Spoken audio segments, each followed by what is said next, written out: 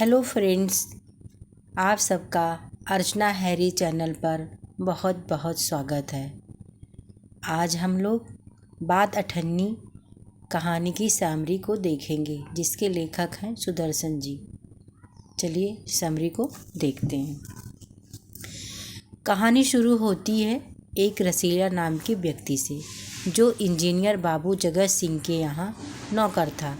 रसीला को महीने का वेतन 10 रुपये मिलते थे, जिससे गांव में रह रहे उसके परिवार का भरण पोषण ठीक से नहीं हो पा रहा था, जिसके कारण रसीला जगत सिंह से वेतन बढ़ाने की बात करता है। लेकिन जगत सिंह कहता है कि तुम्हें कहीं अधिक पैसा मिल रहा है तो वहाँ चले जाओ। रसीला यह सोचता था कि इतने सालों से यहाँ नौकरी कर रहा हूँ, अमीर लोग वैसे नौकरों पर विश्वास नहीं करते हैं, पर यहाँ मुझ पर कोई अभी तक शक नहीं किया। दूसरी जगह शायद यहाँ से अधिक पैसे मिल भी जाएं, लेकिन जो सम्मान मुझे यहाँ मिल रहा है कहीं और ना मिले, तो इसलिए रसीला जगत सिंह के पास ही कम पैसों में काम करता है।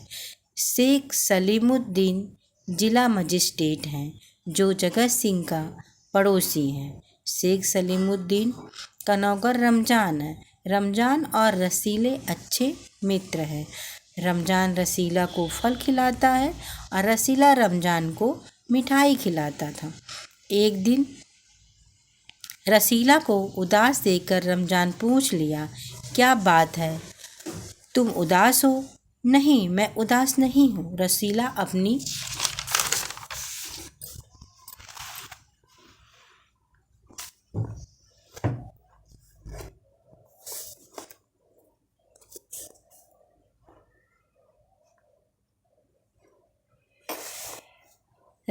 अपनी बात छुपाते हुए बोला।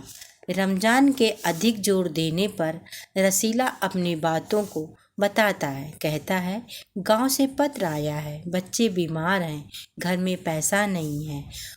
इस पर रमजान ने कहा, पेशगी मतलब होता है एडवांस में वेतन लेना। हिंदी में कहते हैं उसको अग्रिम भुगतान। मांग लो। रसीला बोला, कोशिश कर चुका हूँ, लेकिन मालिक पैसा नहीं बढ़ा रहा है।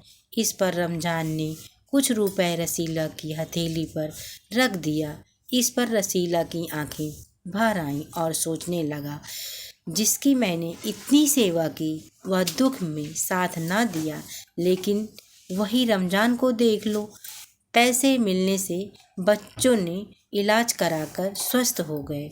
रसीला रमजान का कर्ज भी चुका दिया। सिर्फ 8 आने मतलब 50 पैसे रह गए थे।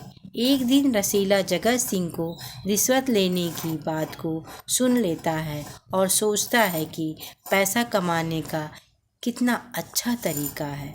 रिश्वत की बात रसीला अपने मित्र रमजान को बताता है। रमजान बोलता है, हमारे साहब भी रिश्वत लेते हैं। इन्हीं पैसों से ये बड़े लोग कोठियों में रहते हैं और हम गरीब लोग दिन रात मेहनत करते हैं, तो भी हमारे हाथ में कुछ नहीं रहता। इस तरह तो कितने पैसे बना लेता, लेकिन मैंने कभी भी ऐसा नहीं किया। इन बातों के दौरान जगत सिंह आवाज़ देते हैं, रसीला 5 रुपए की मिठाई ले आ। यहाँ पर रसीला 5 रुपए के बजाय 4.5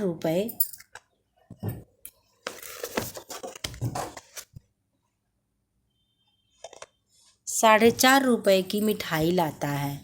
50 पैसे रमजान को दे देता और समझता है कि कर्जा उतर गया।